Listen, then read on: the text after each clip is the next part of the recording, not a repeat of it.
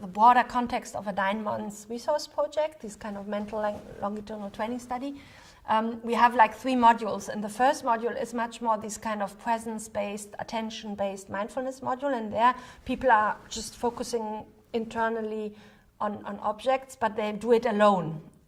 But the other 2 modules, which are one called affect, and is a compassion-based module, and the other is perspective, is a more, metacognitive module. We call them intersubjective because they focus about the relationship between me and the other.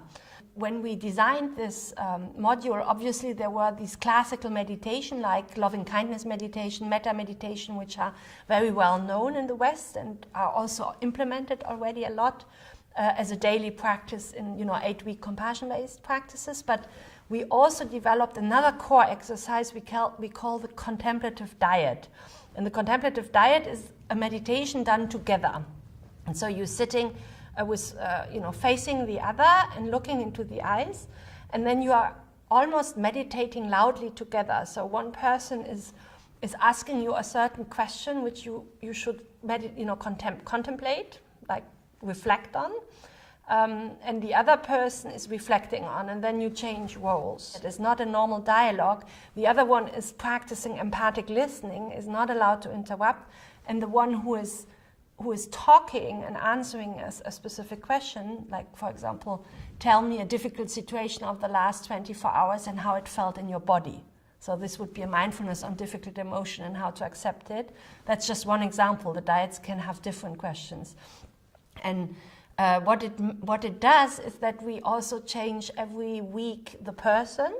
And so after 3 months, you will have encountered many different dialogue partners in this very intimate way in the middle of your day.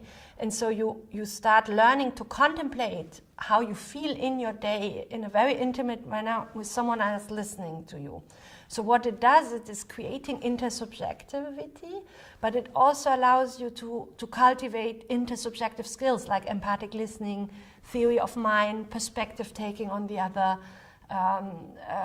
like how to accept difficult emotion and not to feel judged by the other, like non-judgmental listening, qualities which are all important, to reduce social stress, to develop compassion, non-judgmental awareness, and so on.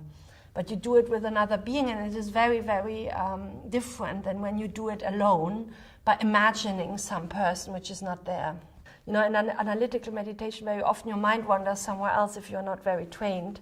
With shamatha practice and attention practice. So when we developed this resource project, I said it would be really important to include real other people in your practice to really develop these intersubjective skills and this kind of reality of interconnectedness, and not just imagined interconnectedness, which is much more difficult, I think, for our Western mind to connect with. And a lot of people actually report that the metta practice, the classic loving kindness where you have to imagine people, is very difficult for them, and some cannot do it because either they don't know anybody who is loving, or but if there is a real other person, who is part of your group, you just have this other person in its real reality there, and so you practice in your daily life with real person, and that's what we want to cultivate. We want to cultivate compassion for a real person, for people you meet in the street. It's not typically something you do in classical Buddhist lineages. Although sometimes people said, that some teachers also deviate and say, do a metta practice with another person. So it's not classical, but on the other hand, in psychotherapy, in the Western psychotherapeutic traditions, you have a lot of these dyadic practices, but not in the way we did it, because we really did it in a very Zen-like contemplative way. So it's not a role play or something like that. It's really a meditation together. We have one paper out now in Yama Psychiatry, which introduces the affect and perspective dyads as tools. And what we can show, we ask them before and after they do these 10 minutes dyads every day, with these kind of task, which is self and others circle, and you have to say how close do you feel to the other. And this is the self and that the other, and then with a slider you can say like this would be a complete melting of self and other, this would be like, you know, I'm really completely separate from the other, this would be like I'm rather close, you know, and so you can measure the perceived closeness in very fast way. They just, you know, use a slider. And so we could measure over time of the practices how close they feel before they start the diet, how close they feel to the other after having done the diet with this person, and how close over time they feel at the beginning of a diet, even though they have not done the diet yet with the other. And what we show is that all the diets we implemented always make you feel closer to the other. So before and after you do it on the day, you always feel closer to the other. It's a big effect.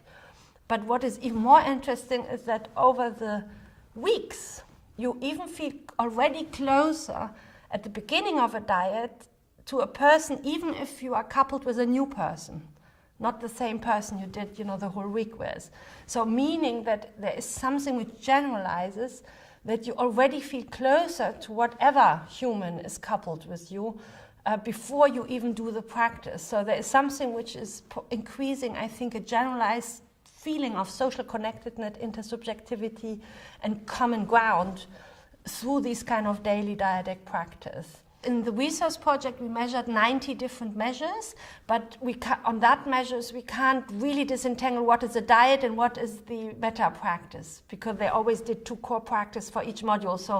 So we know, you know, we can. So, for example, we have huge reduction of social stress after these affect and perspective diet, but not the mindfulness one. And so we can suggest that this is probably the intersubjective dyadic nature of these modules, which reduce social stress because the presence module doesn't have them. There you are alone, you know, but social stress on the hormonal level doesn't get reduced after 3 months of classical mindfulness practice, only when these intersubjective modules kick in. So I think there is a generalized a feeling of interconnectedness and openness to the world and we-ness, which is developing through these diets over time.